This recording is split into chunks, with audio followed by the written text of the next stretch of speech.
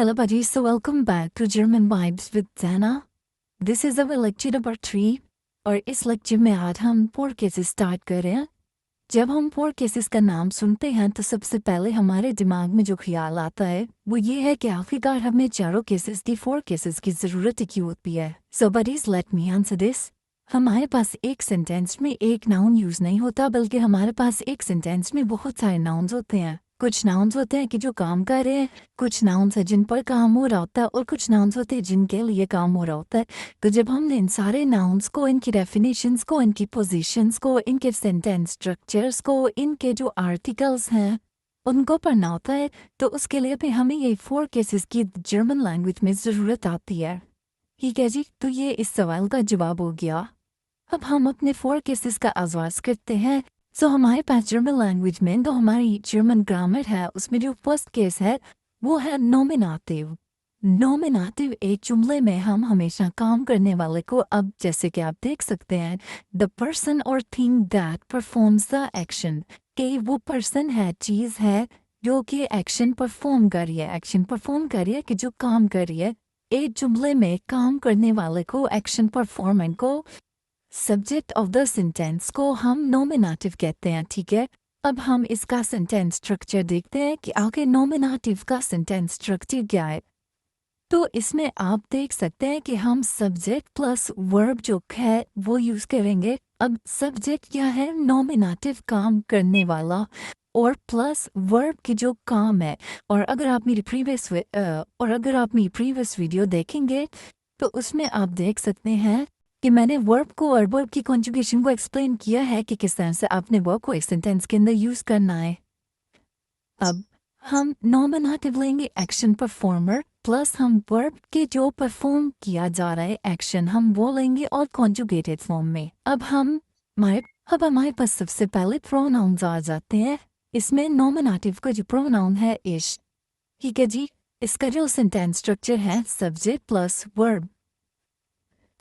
तो ich spiele Fußball, मैं football खेलता हूँ। अब इसमें मैं क्या है? ich का मतलब होता है आई, मैंने प्रीवियस वीडियो में पूरे प्रोनाउंस का एक्सप्लेन किया, अब वो देख सकते हैं। ich spiele, अब हमारे पास मेन वर्ब होता है spielen, लेकिन जब हमने उसको सेंटेंस में यूज़ करना है तो हमने उसको subject प्रोनोमन के साथ कॉन्जुगेटेड फॉर्म में यूज़ करना है। तो इसकी जो कॉन्जुगेशन है वो spiele आएगी। ich spiele, अब मैं क्या खेल रहा हूँ? मैं फुटबॉल के साथ खेल रहा हूँ या मैं फुटबॉल खेल रहा हूँ। I play football. ich spiele Fußball. तो ये इसका सेंटेंस स्ट्रक्चर, या ये हमने सेंटेंस लिखा। इस सेंटेंस स्ट्रक्चर को फॉलो करते हुए अब हमारे पास next pronoun, next subject, next personal pronoun आता है डू।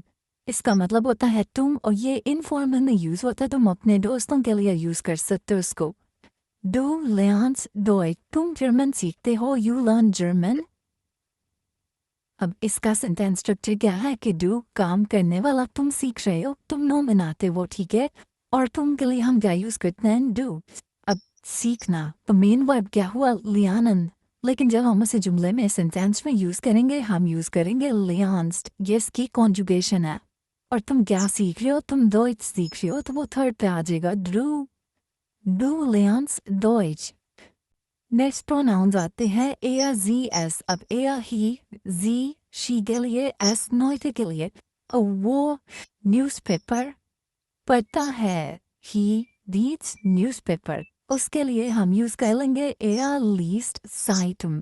er, he वो लड़का, liest लेजन से कॉन्जुगेट हुआ er के साथ liest Zeitung। इस तरह से अगर हम लड़की के लिए कहेंगे कि वो न्यूज़पेपर पढ़ती है तो ए की जगह हम जी को रिप्लेस कर लेंगे, हम कहेंगे जी लीस्ट साइटम। इस तरह से नॉइटे के लिए हम एस यूज़ कर लेंगे।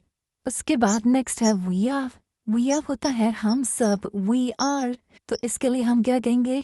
वी आर एसन zusammen, हम एक साथ खाते हैं। वी आर हम, क्योंकि हम खा रहे हैं, काम करने वाले हम है, तो हम नॉमिनेटिव का प्रोनोमन लेंगे वी आर। तब वर्ब है एसन, तो कॉन्जुगेशन वी आर के साथ होती है एसन।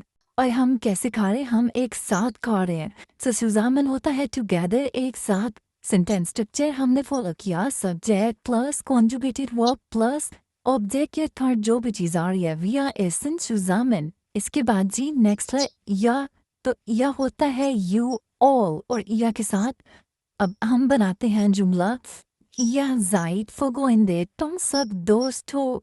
अब इसमें भी सेंटेंस स्ट्रक्चर फॉलो किया कि सब्जेक्ट काम करने वाला plus verb in conjugated form. और तुम सब क्या हो, तुम सब दोस्त हो, तो दोस्त के लिए फगोइंदे।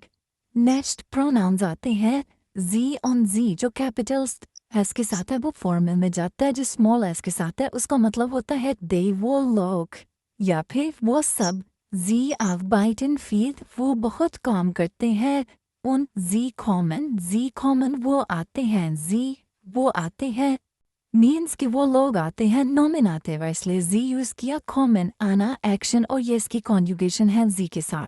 सो इट इज, ये था हमारा लेक्चर नंबर 3। आई होप कि आपको काफ़ी इससे नॉमिनेटिव की प्रोनाउन और नॉमिनेटिव की डेफिनेशन क्लियर होगी। सो मिलते हैं नेक्स्ट वीडियो में नॉमिनेटिव के डेफिनेट इनडेफिनेट आर्टिकल्स के साथ। अल्लाह हाफिज़।